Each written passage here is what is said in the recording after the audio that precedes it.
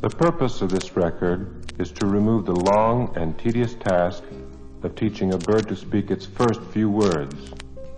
The first few words are the ones which require the major effort. After these are learned, others are learned much more quickly without the intensive effort. The second side of this record, then, is a vocal lesson for the bird, which you can play at times most convenient to you. This side, however, is a lesson in taming your bird.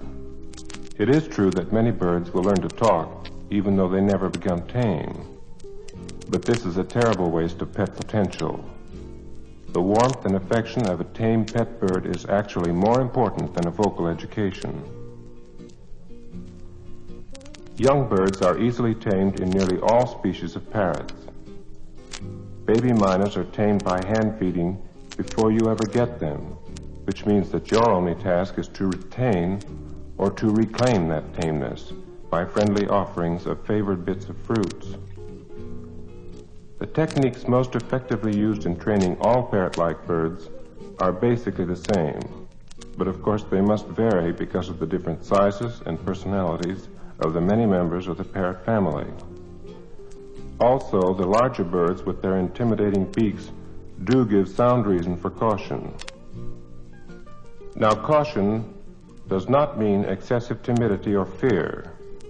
These two emotions too often prevent many extremely fine pet potentials from developing into really excellent pets. In particular, macaws very often are friendly from the beginning and want to be tamed. Their size and huge beaks frighten away many would-be trainers who never realize how truly wonderful these birds can be. Training should start as soon as you get your new bird home. During this inactive period of adjustment to a new environment and new people, your bird will be far more receptive to training than if you wait for a few days while assuming command of his new domain. The first step in training is to have the primary flight feathers clipped on one wing. Usually, the shop where you bought the bird will do this for you. If not, you can do it yourself. Most large birds already have one or both wings clipped. It perhaps would be wise, if this is not the case, to ask your pet shop to perform this service for you. If a third party does the wing clipping, this removes the possibility that the bird may become angry with you or afraid of you.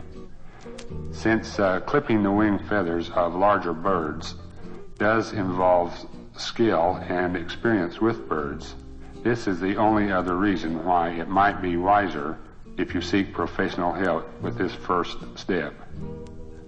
It could also mean that you would not suffer a bite from a frightened bird, which could keep you from making further or clipping both wings instead of just one.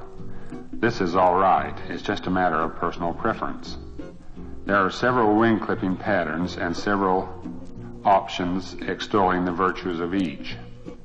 Some people do not like the unbalanced appearance which they feel a bird with one clipped wing gives. Others dislike the so-called altered appearance of a bird which has had its wings clipped, and they often think it is cruel to the bird. This is an unfortunate opinion which is not true. Birds with unclipped wings are much more difficult to tame, even though it can be done. The clipped feathers grow back in about 6 months. In many instances, it is wisest to clip the feathers when they grow out. Otherwise, the bird could fly into a window or injure or even kill itself. Another danger is that unguarded moment when the bird slips out the door. The clipped wing right away brings the bird closer to you because he is now far more dependent upon your helping hand. If the wing is not clipped, the bird instinctively flies away at your approach or when you extend an outstretched hand. In trying to retrieve the bird from the highest spot in the room, the bird continues to try to escape. This only gives reason for the bird to fear your approach instead of welcoming your presence. This builds up a barrier between bird and owner that may take a long time and a lot of patience to overcome. You can, of course, try to tame your bird inside its cage in order to avoid clipping its wings, but the hand seems much larger to the bird when it invades its personal domain, which is just what the cage represents to the bird. So, by all means, have one wing clipped on your bird, two if you prefer. You can save a lot of time by doing this. If your bird has one wing clipped, it will, when it starts to fly, go in a curve instead of reaching its destination. Both wings clipped mean that the bird will reach its destination because it will be in a straight flight, but it works harder to reach it. As soon as the wing is clipped, the bird becomes more dependent upon you for assistance to get it off the floor, and this begins your training routine and greatly accelerates the task. The first few times, the bird will not understand this sudden inability to fly and will end up on the floor. Some will hit the floor with a sharp impact, so do not hold the bird higher than 3 or 4 feet above the floor, and let these first few times occur in a carpeted room to soften the landing. The next step in the training process is getting the bird onto your fingers. This is most easily accomplished while the bird is on the floor after that first puzzling flight after wing clipping. The bird wants always to be on its own perch or as high as possible.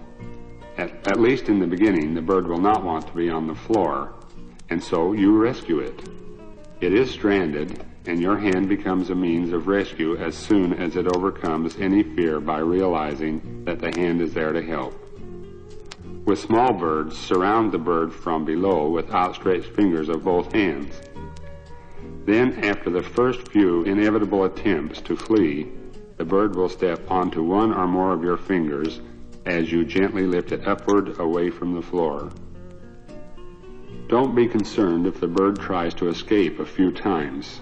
With a little perseverance on your part, it will soon sit quietly on the fingers of your hand. As soon as this is accomplished, let the bird sit quietly on your finger for a while to become accustomed to this new association.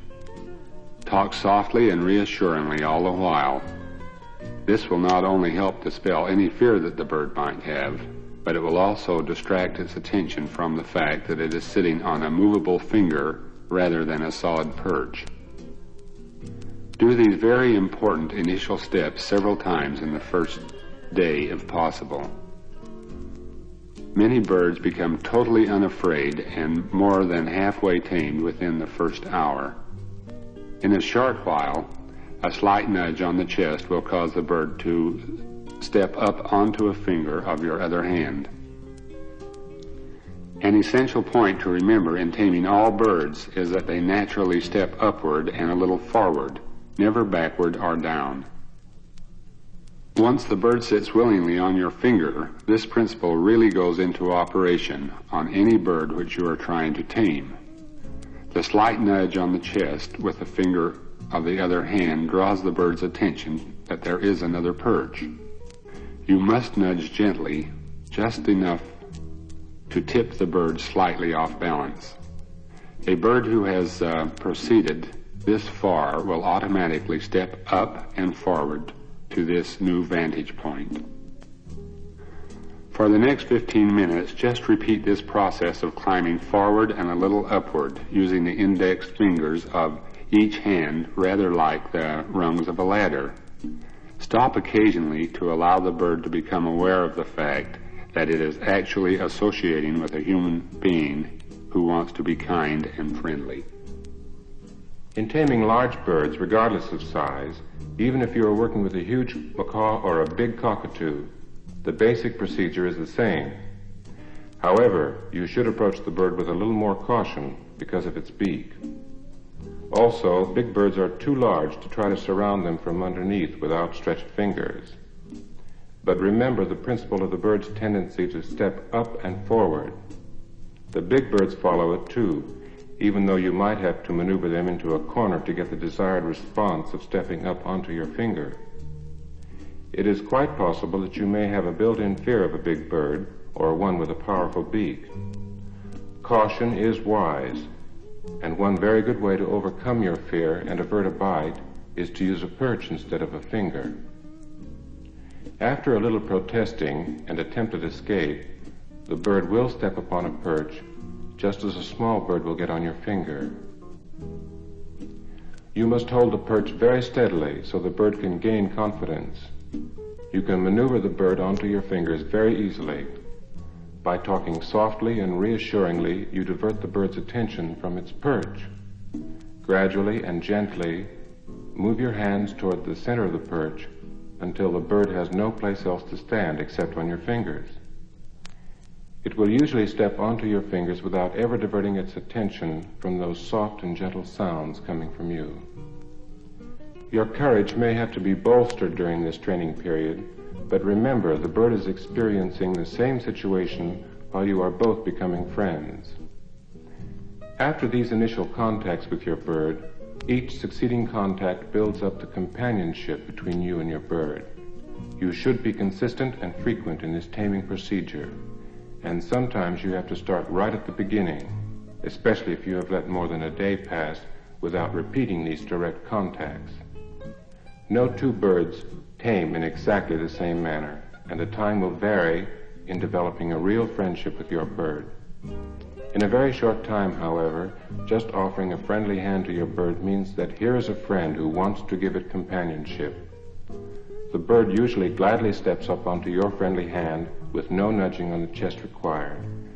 And to bring this companionship about more quickly, offer it a bit of fruit when it steps up onto your hand.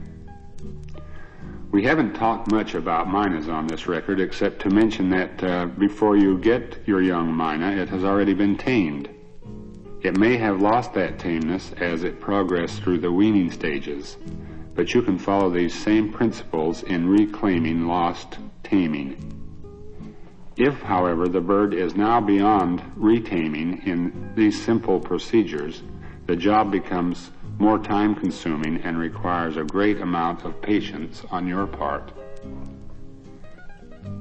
If this has happened, chances are that the older mynah has also picked up some bad habits such as shrieking, or it may go into a panic as you approach the cage. To overcome these problems, we suggest that you buy a copy of our book called Guide to Mynahs from your pet shop. Be sure to get the book with this exact title because it goes into great detail about taming and reclaiming lost taming as well as breaking bad habits. A tame mynah is also a delightful pet and companion. There are some procedures which build up a resentment between bird and owner. The trainer rarely realizes that he or she is doing anything to build up subtle barriers, and so it might be helpful to spotlight some of these pitfalls. After the first step in training, the bird should no longer be subjected to any manhandling whatsoever. The bird quickly learns to resent being picked up bodily. If the trainer persists in such handling, the bird regards the trainer as an enemy. Its only recourse is to bite or to try and escape. Sometimes birds go into a panic to avoid this manhandling. Mynahs are particularly prone to this latter reaction. It is true that when complete accord and mutual trust is reached, many birds realize that being picked up bodily is not an insult. Another deterrent to training is to be unsteady or overly timid around your bird. Parrots climb up by using their beaks as hands. An outstretched and open beak usually, but not always, means that the bird is reaching up to grasp the finger as a perch. In such cases, this is not a hostile action. To flinch and draw back when the bird is reaching that perch is very frustrating to the bird, and this actually teaches the parrot to bite. In order to reach that elusive perch, the bird may have to clamp down hard with its beak. As a result, the trainer becomes more timid and unsteady while the bird is assuming the dominant role in the relationship, if indeed the relationship does continue. A parrot bite can be painful because the beaks are powerful, but biting is an acquired habit and is easily prevented by the proper approach from the beginning. Of course, if your bird was too old to start training when you received it, you may have to teach it not to bite. We have found that this can be accomplished in a gentle, manner with great effectiveness. Facing the bird, extend your hand with the index finger as a logical finger for the bird to step onto. If the bird decides to bite, quickly twist your wrist instead of pulling your hand away. This simple movement pulls your index finger out of reach and gently chucks the bird under the chin, which startles and distracts the bird a bit. It proves your courage and deters the bird from this hostile action. Of course, you must be quick about it, and yet you must not do this if the bird is not planning to bite you. Admittedly, it takes a bit of experience to know the individual characteristic of your bird. You will soon come to know its moods and to react accordingly. There are times when you should not handle even the tamest of birds. It just might not be in the mood for companionship. Personalities do develop sometimes in strange ways. Some birds develop great fondnesses for men only, while others prefer women only. Most learn to love everyone, but a few become possessively jealous. They develop intense fondness for just one person, and, in a protective characteristic, become hostile to anyone who would intrude. One other very important fact: never punish your bird. Punishment is one of the worst possible things you could ever do to a friendship between bird and human. To become further acquainted with all the potentials of your pet, as well as to learn the easiest necessary care and feeding of your pet parrot, your pet shop has 2 books on members of the parrot family which we wrote. Their titles are Parrots and Parrots and Related Birds. Both of these, as well as Guide to Minas, goes into great detail on all that you need to know. You will also learn a lot of other facts which will prove interesting and additionally helpful. Now, to teach your bird to talk, read the instructions on the jacket and start with side 2 of this record.